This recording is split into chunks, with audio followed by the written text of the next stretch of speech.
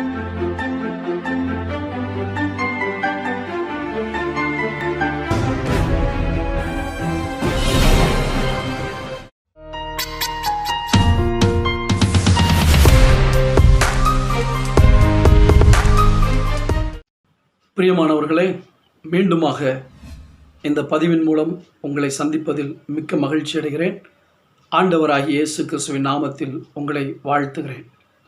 கடந்த பதிவில் யோவான் சுவிசேஷம் 17ஆம் அதிகாரத்தில் இயேசு கிறிஸ்து செய்த ஜெபத்திலிருந்து முதல் 6 வசனங்களிலிருந்து பல காரியங்களை நாம் கற்றுக் கொடுத்தேன் என்பதை விட உங்களோடு சேர்ந்து நானும் கற்றுக்கொண்டேன். இன்றைக்கு 7ஆம் வசனத்திலிருந்து பார்க்க போகிறோம்.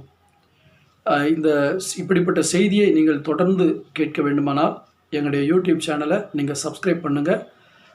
உங்களுக்கு எது பிரயோஜனமாக இருந்திருக்குமானால் நீங்கள் அதை எங்களோடு கூட பகிர்ந்து கொள்ளலாம். கமெண்ட்ஸ் பாக்ஸில் நீங்கள் பகிர்ந்து கொள்ளலாம். இன்னும் அதிகமாக உங்களுக்கு கற்றுக் கொடுக்க உதவியாக இருக்கும். உங்களுக்கும் வேத பகுதியிலிருந்து ஏதாவது கற்றுக்கொள்ள விரும்பினால் நீங்கள் எனக்கு தெரியப்படுத்தினால் அதையும் நான் உங்களுக்கு கற்றுக் கொடுக்க, எனக்கு தெரிந்ததிலிருந்து இல்லாவிட்டால் நான் தெரிந்து கொண்டு உங்களுக்கு கற்றுக் கொடுப்பதற்கு அது பிரயோஜனமாக இருக்கும். கர்த்தர் உங்களை ஆசீர்வதிப்பாராக. யோவான் 17ஆம் அதிகாரம் 7ஆம் வசனம்.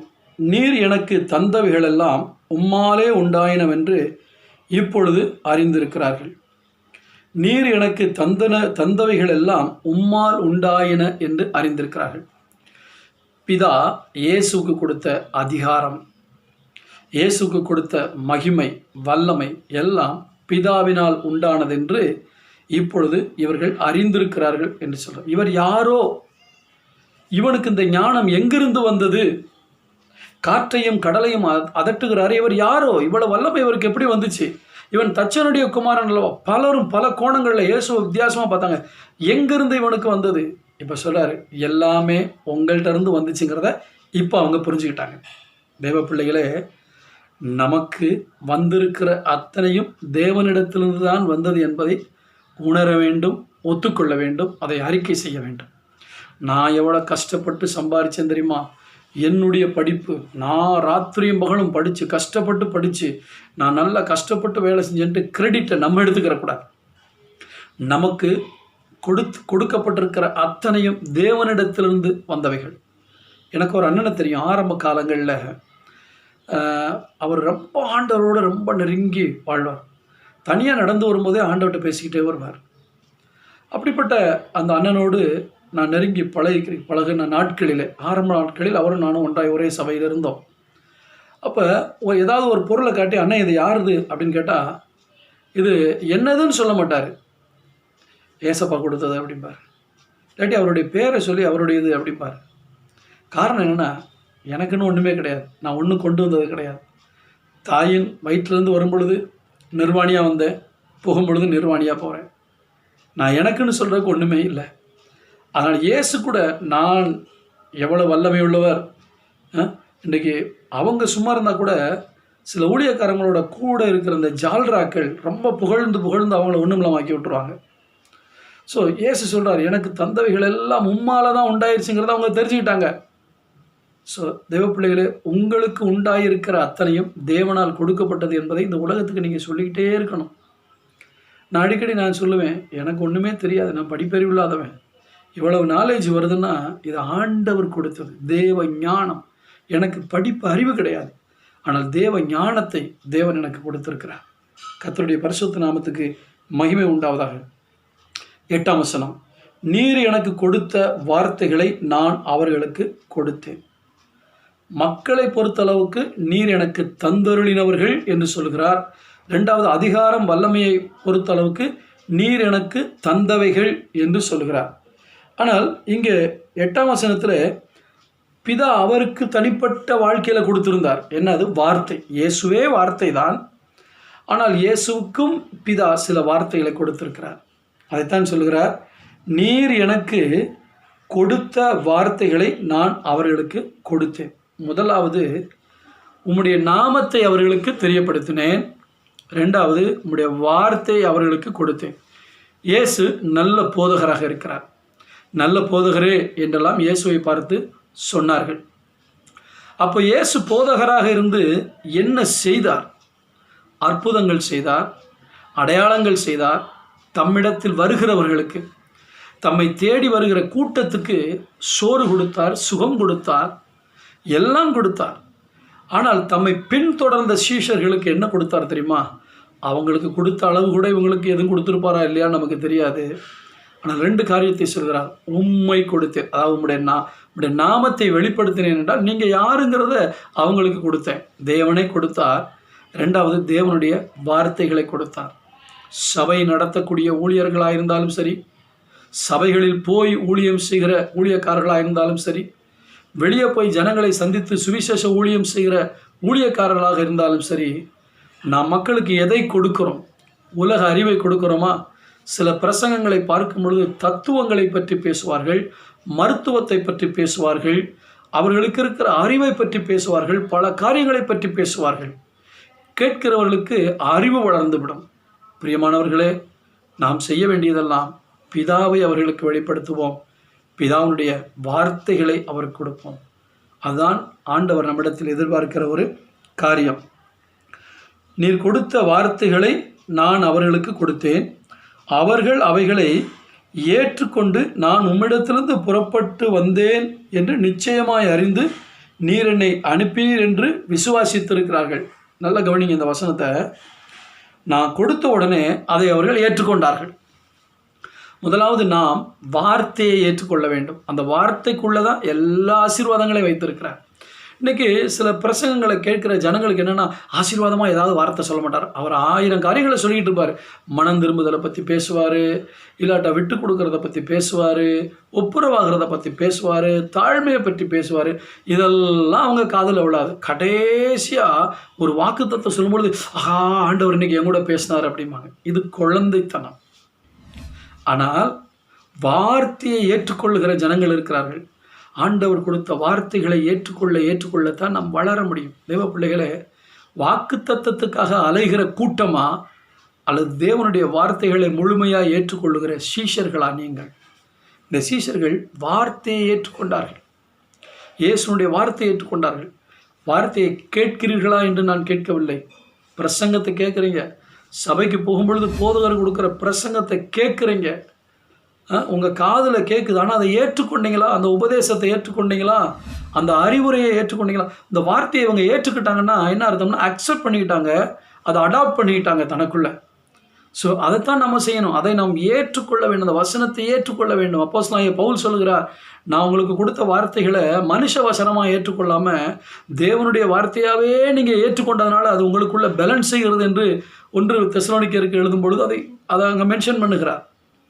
நீங்கள் வசனத்தை கேட்கிற ஆட்களா, வசனத்தை ஏற்றுக்கொள்ளுகிற ஆட்களா? ஏற்றுக்கொள்ளுகிறேன் என்றால் நீர் சொல்லுகிறவைகளை நான் அங்கீகரிக்கிறேன், நீர் சொல்லுகிறவைகளுக்கு நான் கீழ்ப்படுகிறேன் என்று அர்த்தம். எத்தனை ஆண்டுகள் கிறிஸ்தவர்களாக இருக்கிறீர்கள்? கொஞ்சம் உட்காந்து உங்கள் வாழ்க்கையை அலசி ஆராய்ஞ்சு பாருங்கள்.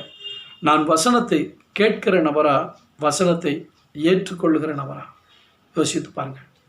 கிறிஸ்துவை நம்புகிறவர்கள் இருக்கிறார்கள். கிறிஸ்துவை நம்புகிற கூட்டம் உலகம் முழுவதும் இருக்கிறது. கிறிஸ்துவை விசுவாசிக்கிற கூட்டம் உலகம் முழுவதும் இருக்கிறது. ஆனால் ஆண்டவர் சொன்னார், அவரை ஏற்றுக்கொள்ள வேண்டும் என்று. தேவன் தம்முடைய ஒரே பேரான குமாரனை விசுவாசிக்கிறவன் எவனோ அவன் கெட்டுப்போகாமல் நித்திய ஜீவனை அடையும்படிக்கு அவரை தந்தருளி இவ்வளவாய் உலகத்தில் அன்பு கூர்ந்தார். முழு உலகத்தில் அன்பு கூர்ந்து அவர் மேலே விசுவாசம் வச்சா கொடுத்துட்றார் நித்திய ஜீவனை.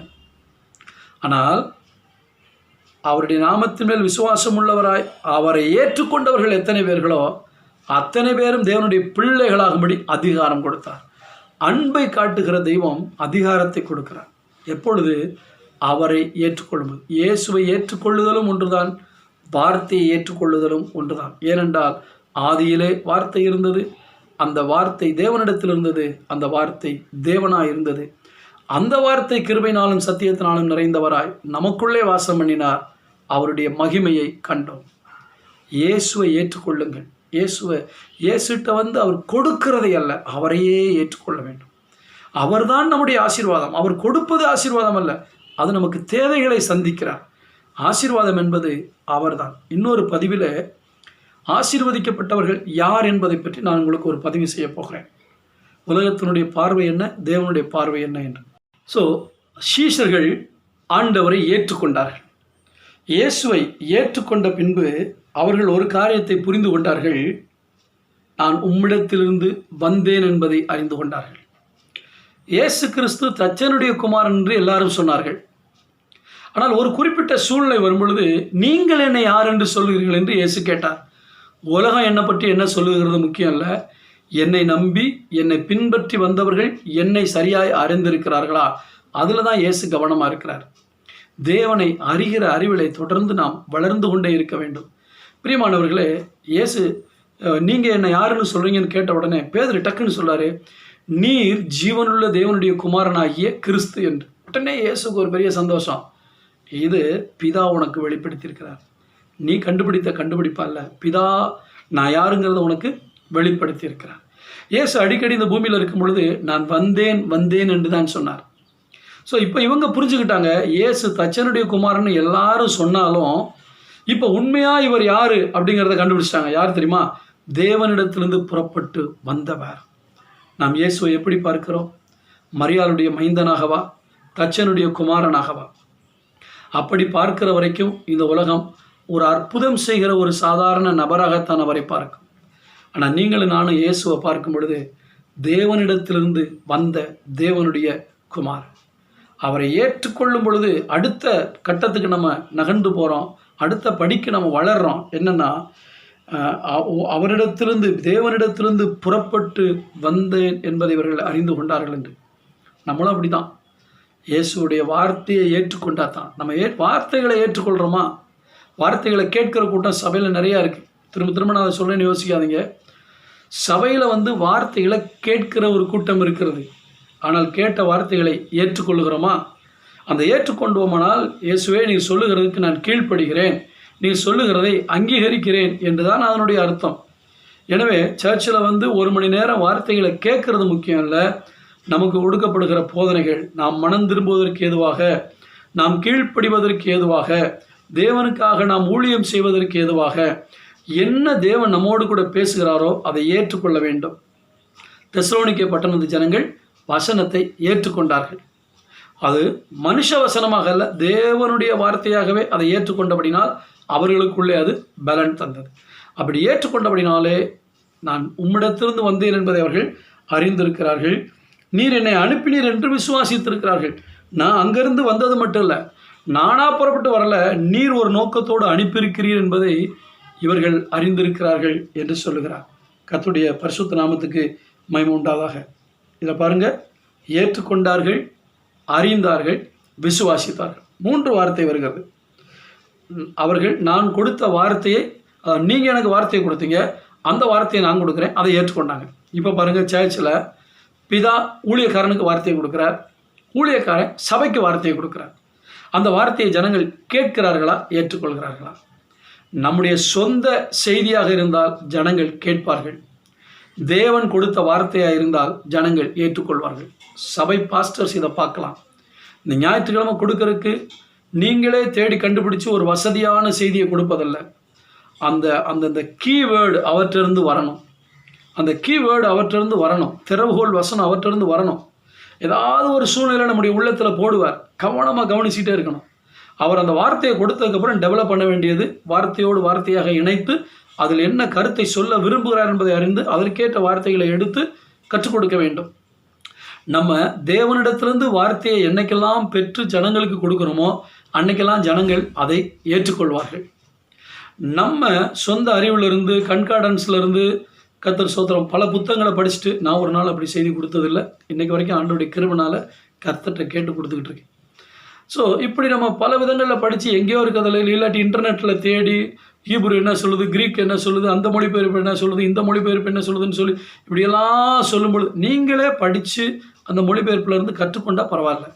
யூடியூப்பில் போய் தட்டி எடுத்து கொண்டு வந்து பிரசங்கம் பண்ணால் ஜனங்கள் கேட்பாங்க, ஏற்றுக்கொள்ள மாட்டாங்க. ஏன்னா அதில் ஆவியானவருடைய கிரியை இருக்காது. பிதாவினிடத்திலிருந்து வார்த்தையை நேரடியாக பெற்ற இயேசு அப்படியே கொடுக்குறார். கர்த்தருக்கு ஸ்தோத்திரம். நம்மெல்லாம் வெறும் சப்ளையர் தான். கிச்சனில் குக்கு சமைச்சு வைக்கிறாரு, டேபிளில் ஆட்கள் உட்காந்துருக்காங்க, பாஸ்டர்ஸ், நம்மெல்லாம் வேலைக்காரவங்க, ஊழியக்காரவங்க. என்ன தெரியுமா, பிதா கொடுக்குற சாப்பாடை கொண்டு வந்து டேபிளில் உட்காந்துருக்கிற விசுவாசிகளுக்கு பரிமாறுற வேலை. உங்களுடைய சொந்த சரக்கை உள்ளே நுழைச்சிடாதீங்க. இந்த சரக்கு தேவனுடைய சரக்காக இருக்கட்டும். அப்போ ஜனங்கள் ஏற்றுக்கொள்வார்கள், இயேசுவை ஏற்றுக்கொள்வார்கள். சபை முழுவதும் வசனத்தை ஏற்றுக்கொள்ளுகிற சபையாக இருந்தால் எவ்வளோ மகிமையுள்ள சபையாக இருக்கும்.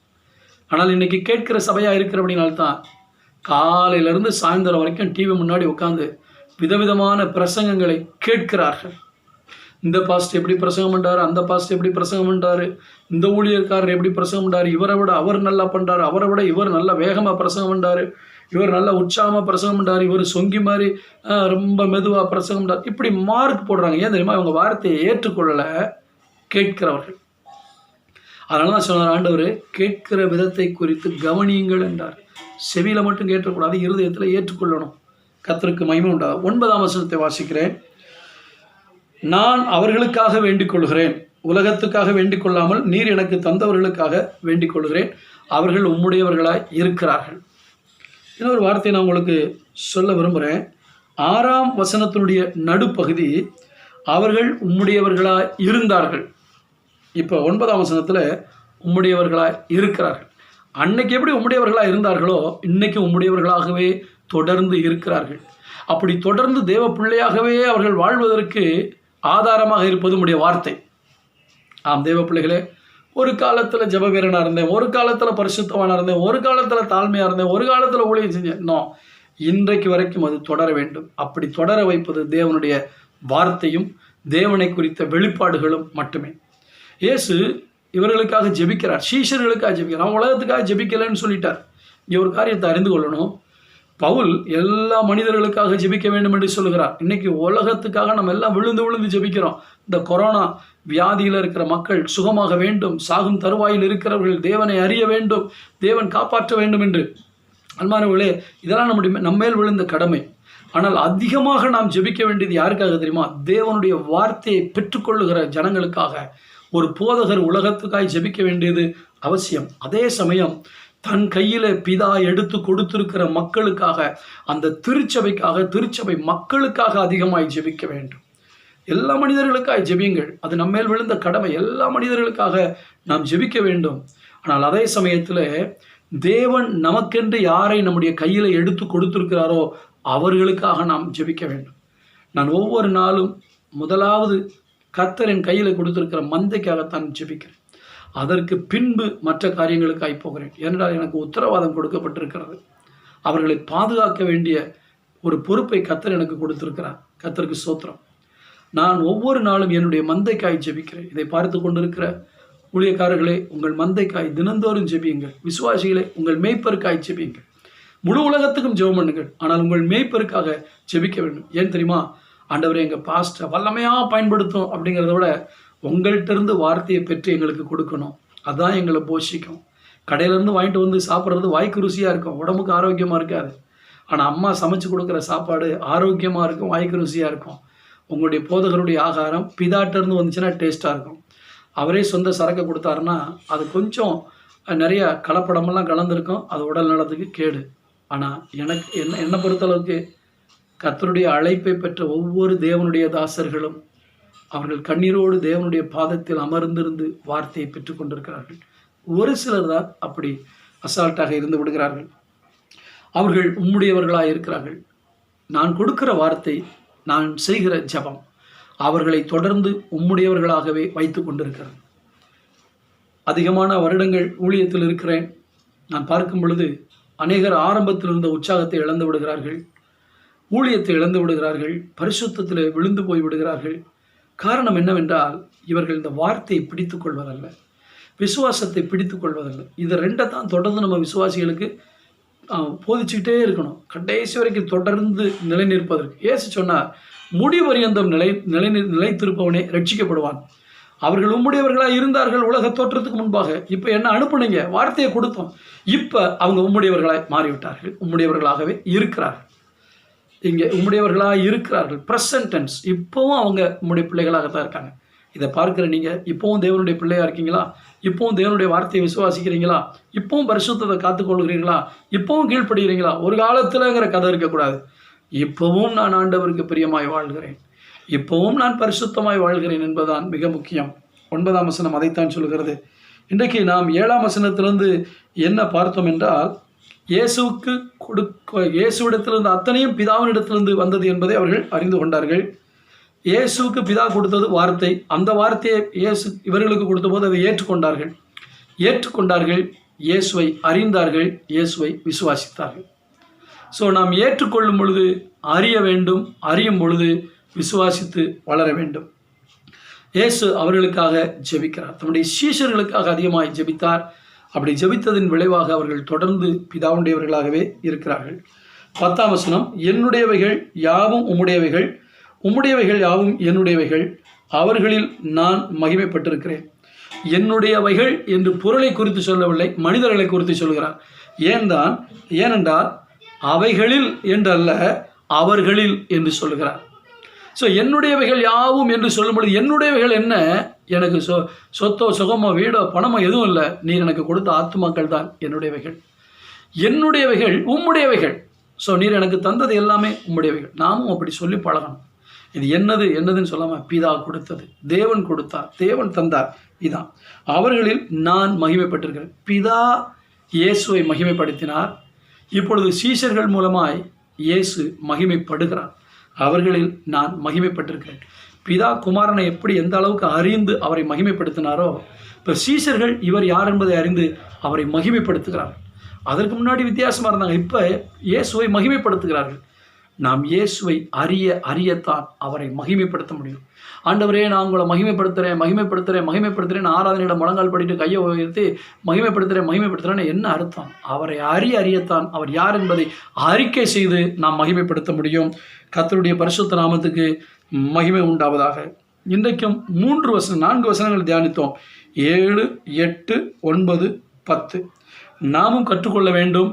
என்னுடையவைகள் யாவும் உம்முடையவைகள், உம்முடையவைகள் யாவும் என்னுடையவைகள் என்று சொல்லி. ஒரு ஊழியக்காரன் தன்னுடைய ஜனங்களுடைய நன்மதிப்பை பெறணும்.